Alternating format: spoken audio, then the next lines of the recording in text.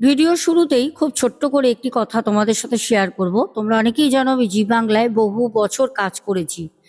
তো যেটুনি কালকে একটা মর্মান্তিক ঘটনার কথা আমাদের সামনে আসে। ছেলের জন্মদিনের ভিডিও আমি তোমাদের দেব, আস্তে আস্তে দেব, শরীরটা ঠিক সুস্থ করে নিই। আর সত্যি কথা বলতে কালকে এতটাই ব্যস্ত ছিলাম বাড়ির কাজের মধ্যে, শরীর খারাপের মধ্যেও, ছেলের জন্মদিন বলে কথা। যখন খবরটা আসে, আমাকে শুটিংয়ের ওখান থেকে একজন ফোন করে আমাকে বলল, শুনেছিস কিছু? আমি বললাম কি হয়েছে? তখন বলল রাহুল ব্যানার্জি নেই।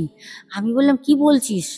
যাই হোক, তারপর তো ফেসবুক খুললাম, টিভিতেও দেখলাম, সব জায়গায় একটাই খবর, সমবেদনা জানিয়েছি। কারণ সত্যি কথা বলতে এটা আমার কন্টেন্ট না, তবুও মানুষ হয়ে মানুষকে, যেতুনিক ওই মানুষটাকে, রাহুলদাকে খুব কাছ থেকে দেখেছিলাম, অনেকবার শুটিং সেটে দেখেছি, কথা বলতো খুব আস্তে, আর খুব ভাবনা চিন্তা করে কথা বলতো, খুব চুপচাপ থাকতো, খুব হই হই করে কথা বলতেন না উনি, খুব ভাবনা চিন্তা করে তারপর কথা বলতেন।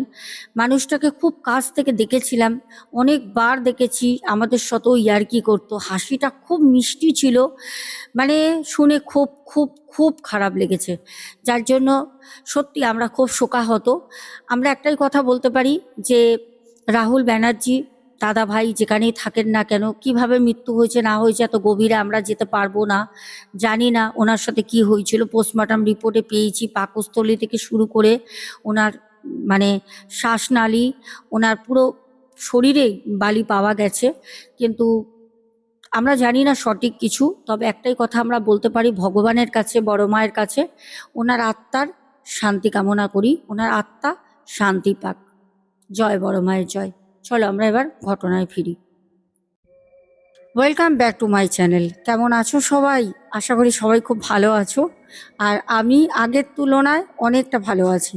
চলে আসলাম তোমাদের কাছে দুর্দান্ত দুটি ঘটনা নিয়ে। সবাইকে বলবো দুটো ঘটনা শুরু থেকে শেষ পর্যন্ত শোনো, বেশি কথা বলবো না। প্রথমে এই যে ঘটনাটা বলবো, এই ঘটনাটা সদ্য আমার কাছে আসা একটি ঘটনা। এক মুসলিম পরিবারের করুণ সাথে কিন্তু বেশ ভয়ের একটি সত্য ঘটনা। ঘটনাটা শুধু শোনো।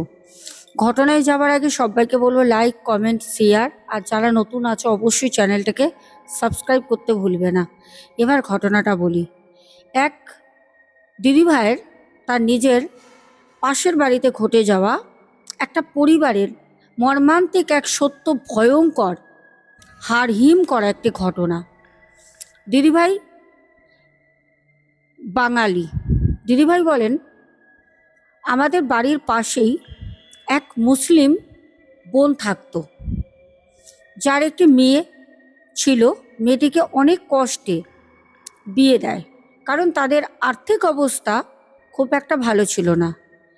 সেই মুসলিম পরিবারের যে একজন মহিলার কথা বলা হচ্ছে, বা একজন বোনের কথা বলা হচ্ছে, বা দিদিভাইয়ের কথা বলা হচ্ছে, ওনার মেয়ের বিয়ের পরে যতদিন মেয়ে তার সাথে ছিল, তার মাকে দেখভাল করতো, নানা রকমভাবে সাহায্য করতো। মেয়েটি খুব দূর পর্যন্ত পড়াশোনাও করেনি, কারণ করাতে পারিনি। সেই মা ছোট থেকে একাই সেই মেয়েটিকে মানুষ করেছিল, কারণ সে একজন সিঙ্গেল মাদার ছিল।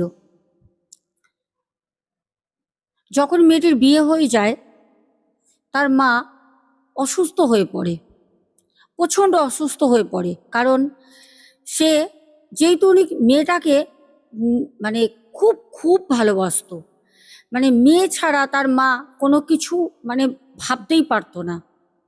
যতদিন মেয়ের বিয়ে হয়নি ততদিন সেই মা লোকের বাড়ি কাজ করেছে, আয়ার কাজ করেছে, নানা রকমভাবে দোকানে কাজ করেছে, কাপড়ের দোকানে, যে যেখানে যেরমভাবে বলেছে সেরকমভাবে কিন্তু কাজ করেছে।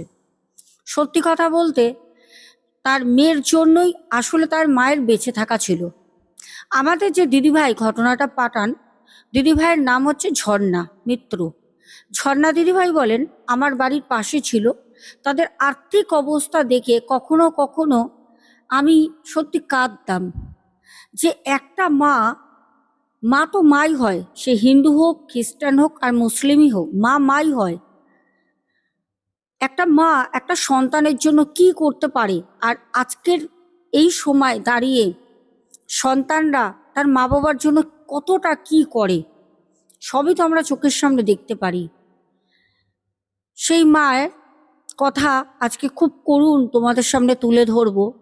সেই মা যখন তার মেয়েকে বিয়ে দেয়, মেয়ের তো বিয়ে হয়ে যায়, হওয়ার ঠিক 1.5 বছরের মাথায় মেয়ের একটি পুত্র সন্তান হয়। সেই পুত্র সন্তানকে নিয়ে কখনো কখনো আসতো, বেশি শ্বশুর বাড়ি দিয়ে আসতে দিত না। কারণ যখনই নাতি হলো তখন শ্বশুর বাড়ির লোক ভাবলো যে পাঠাবো, আমার বৌমার বাড়ির অবস্থা ভালো না, কি খাবে, আমার নাতিকেই বা কি খাওয়াবে, যেই কারণে তার মেয়েকে আসতে দিত না মায়ের কাছে। মা গুমড়ে গুমড়ে গুমড়ে গুমড়ে থাকতো, কাঁদতো, মেয়েকে ফোন করতো। মেয়ে বলতো, মা সংসার করতে এসছি তো, এখন তো এটাই সব, তুমি তো শিখিয়েছো, এরা না আমাকে যেতে দেয় না মা। আর বাচ্চাটা হওয়ার পর থেকে আরোই আসতে দিত না। যতই হোক নাতি হয়েছে, যাবে কি খাওয়াবে, এমনি তো ওদের করুণ অবস্থা।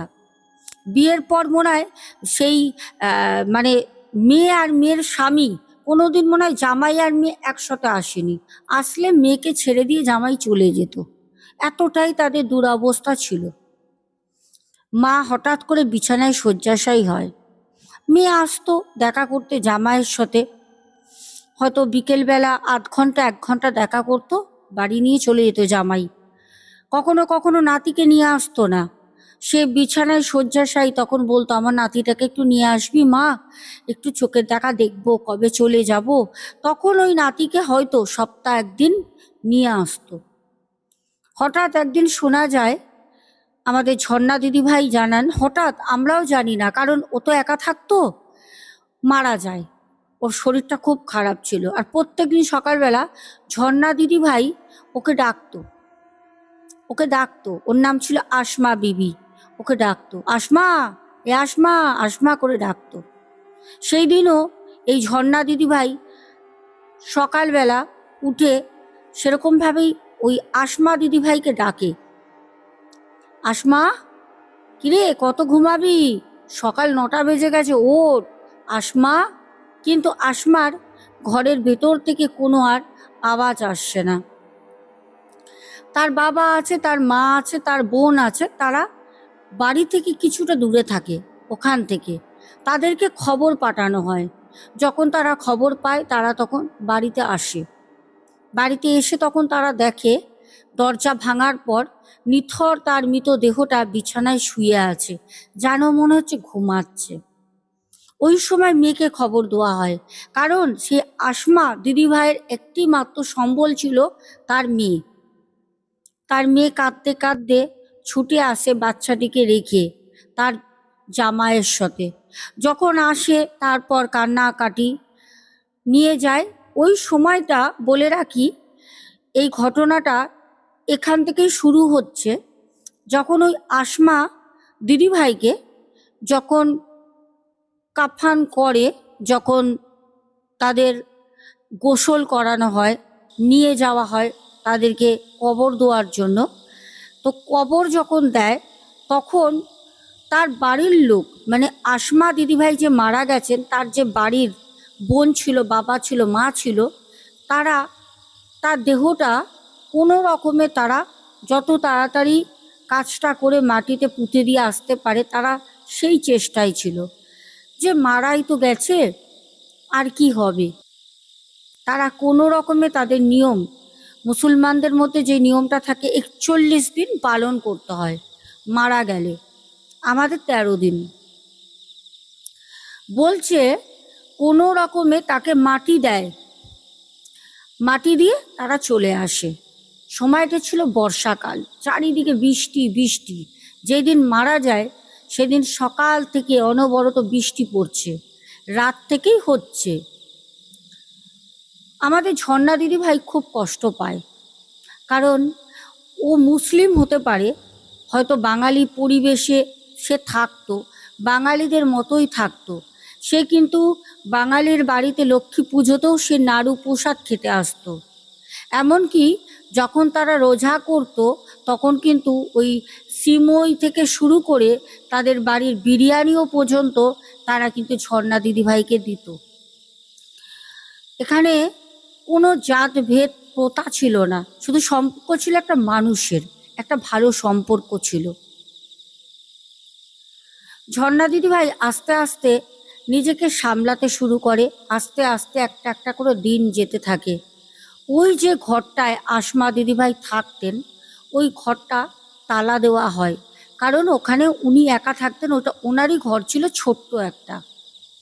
যখন আসমা দিদিভাই মারা যান, তারপর থেকে তার মা, মানে যে আসমা দিদিভাইয়ের মা, কখনো কখনো ওই ঘরে আসতেন, এসে ঘরটা পরিষ্কার করে দিয়ে চলে যেত।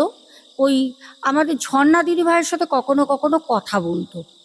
এরকমভাবেই 2-3 দিন যায়। 2-3 দিন যাওয়ার পর একদিন ওই আসমা দিদিভাইয়ের একটা বোন ছিল, সেই বোনটা ওই বাড়িটায় আসে যেখানে আসমা দিদিভাই থাকতো। সে ওখানে আসার পর সেই বাড়িটা সে নিজের মতো করে, বাইরে আম গাছ, কাঁঠাল গাছ, কিছু ফুল গাছ ছিল, সেই গাছের পাতা পড়ে বাড়ির পেছন দিকটা জঙ্গলে ভরে যায়, সেগুলো পরিষ্কার করে, সব তুলে পরিষ্কার করে তার বাড়ির যে একটা বিছানা ছিল যেখানে আসমা দিদিভাই থাকতেন, সেগুলো সব তুলে পরিষ্কার করে কেচে দেওয়া হয়, পরিষ্কার করা হয়।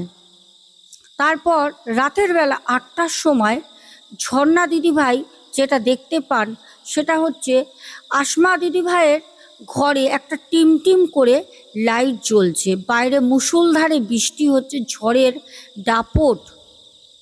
দিদিভাই কোনো কারণে রান্নাঘর থেকে দাঁড়িয়ে দেখে কি হলো, আসমার ঘরে লাইট জ্বলছে।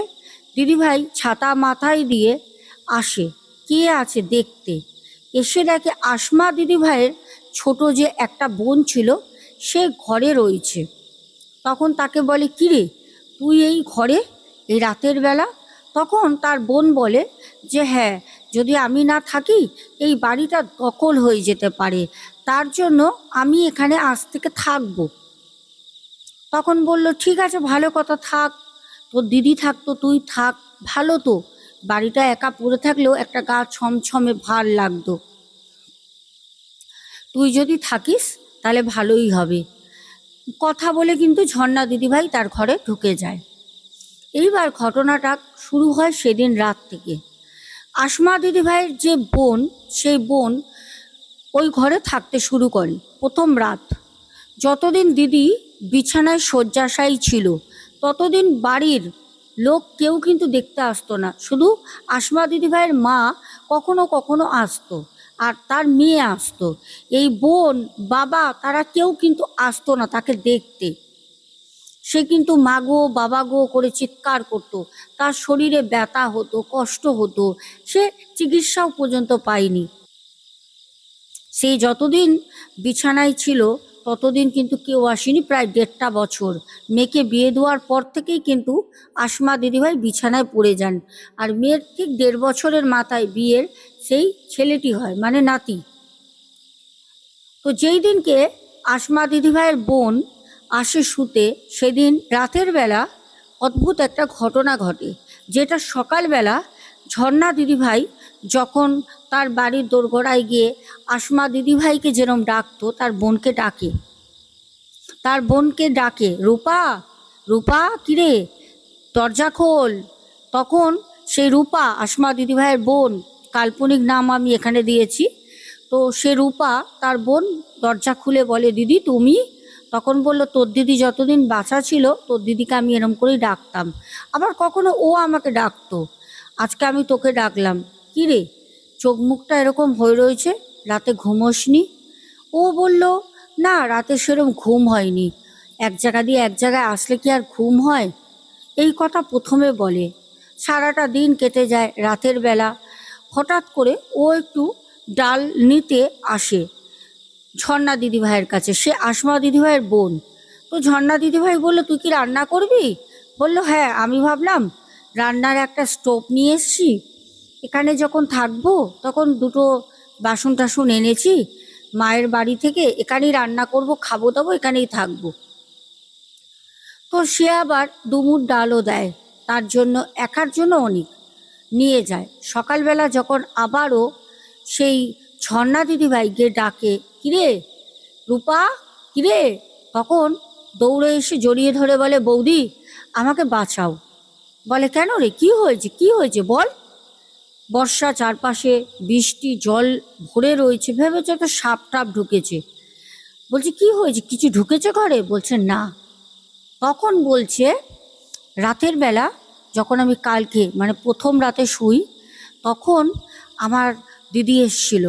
তখন ঝর্ণা দিদিভাই বলছে, দিদি এসছিল মানে তোর দিদি তো মারা গেছে, কি বলছিস? বলছে, বিশ্বাস করো, আমার দিদি এসছিল। আমার দিদি এসে আমাকে বলছে, আমার বিছানা দিয়ে নাপ, আমার বিছানা দিয়ে তুই নেবে যা, কেন শুয়েছিস আমার বিছানায় উঠে, এই কথা বলে। সে প্রচণ্ড ভয় পায়, কিন্তু সে স্বপ্ন ভেবে সেটাকে কিন্তু ভুলে যায়।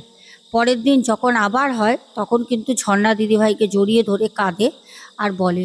তখন ঝর্ণা দিদিভাই বলে যে, হ্যাঁ, এই ঘরটা তো তোর দিদির ছিল আসবার, ওই থাকতো, তোরা তো কেউ আসতিস না, তোরা মৃত্যুর সময় একদম যখন মরবে সেই মানুষটা তখন এসছিলিস, তার আগে তো দেখতে আসিসনি, হয়তো তার রাগ, তার ক্ষোভ থাকতেই পারে।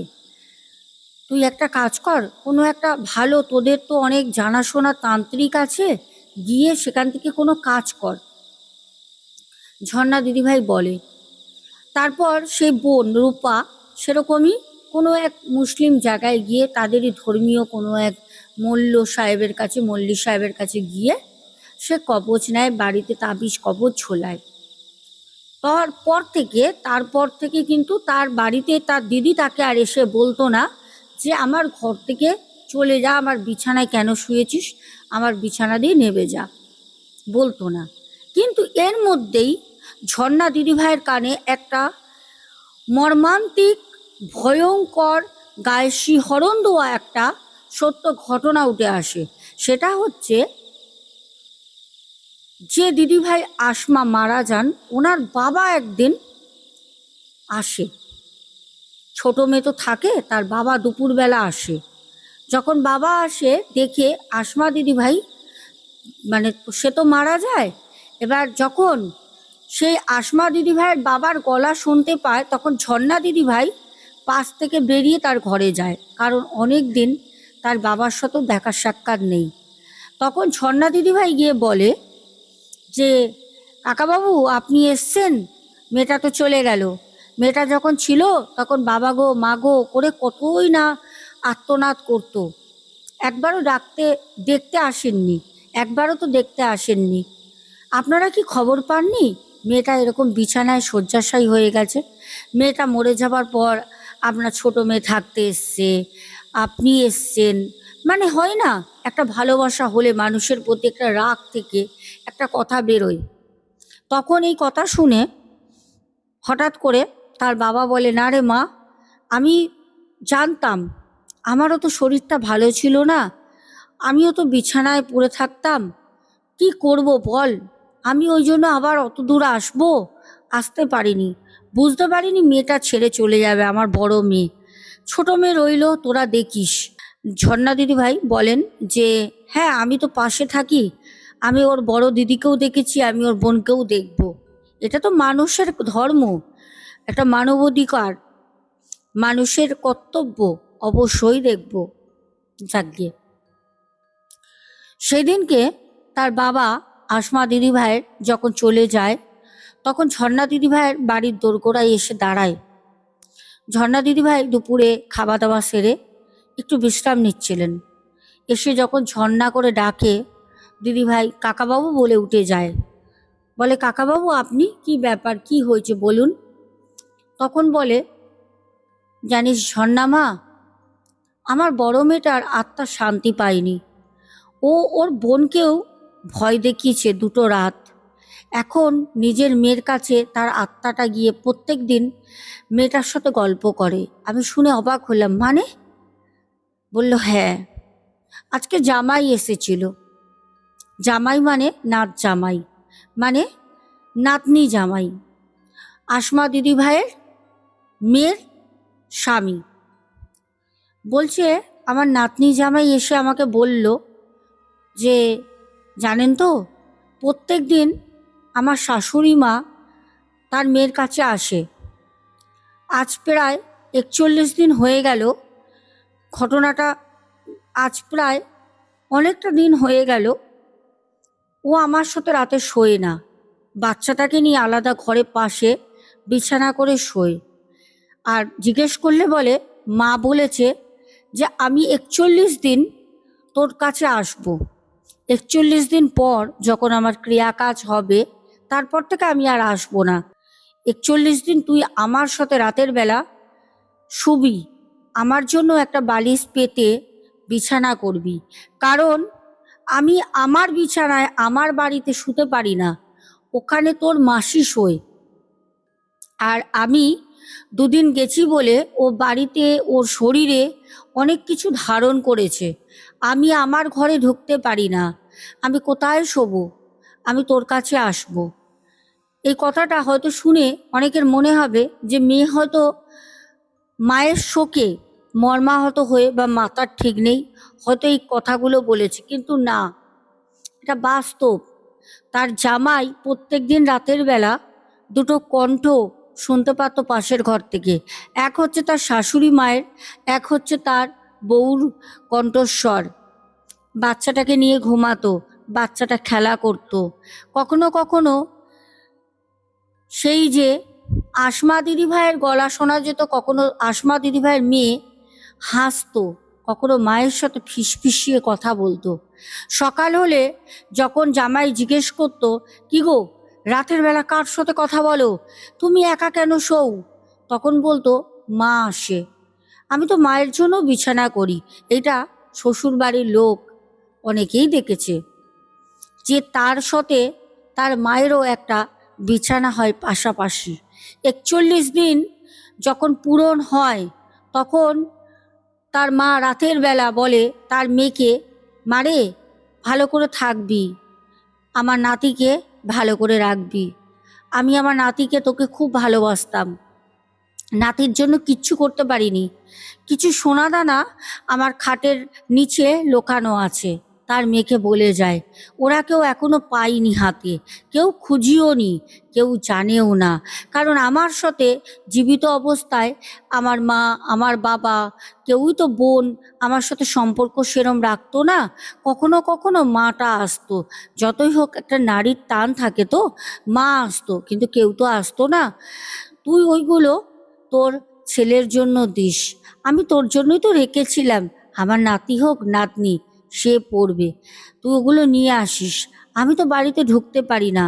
আর আমি আজকে 41 দিন পূরণ হচ্ছে রাত, কালকে সকালবেলা আমার কাজ হবে, ওদেরকে বলবি আমি আর আসবো না। ওরা যেন আমাকে যেখানে জানাজা দিয়েছে, সেখানে যেখানে কবর দিয়েছে, সেই কবর থেকে তুলে যেন আমাকে শুকনো কোনো জায়গায় আমাকে যেন আবার পুনরায় ওরা কবর দেয়। কারণ গিয়ে একটু কবরে দেখবি, আমার খুব কষ্ট হয়, আমি জলে যে ভাসছি, আমি জলে থাকতে পারি না, আমার খুব কষ্ট হয়, আমার দম বন্ধ হয়ে যাচ্ছে। যখন এই কথা বলে তখন তার মেয়ে উঠে খুব কাঁদে। তখন জামাই আসে, দরজা খুলে বলে, কোথায় তোমার মা, তুমি কাঁদছো কেন? বলে, মা এই কথা বলে গেছে। কিন্তু এই যে 41টা রাত মেয়ের সাথে মা ছিল, সেটা কিন্তু বিশ্বাস করলেও সেরমভাবে কেউ বিশ্বাস করতো না, যে হয়তো ঘুমের ঘোরে হয়তো মাকে হারিয়েছে, ভুল বলে। কিন্তু যখন মেয়ের কথা মতো কবর খোঁড়া হয় তখন দেখে তার যে বডিটা, তার মায়ের, বলছে কোমর পর্যন্ত জলে, দেখছে কোমর পর্যন্ত জলে, যখন কেউ নাবে যে বডিটাকে তোলার জন্য, দেখছি সত্যি সেই লোকটার কোমর পর্যন্ত জলে, সেই মৃত বডিটা জলের মধ্যে ভাসছে।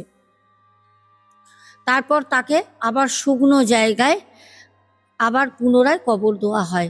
কারণ বাড়ির লোক যখন বেঁচে ছিল তখনও অবহেলিত করত, যখন মারা যায় তখনও কবর দিতে হবে, মাটি দিতে হবে। বর্ষার সময় তারা ওরকমভাবেই মাটি দিয়ে চলে আসে।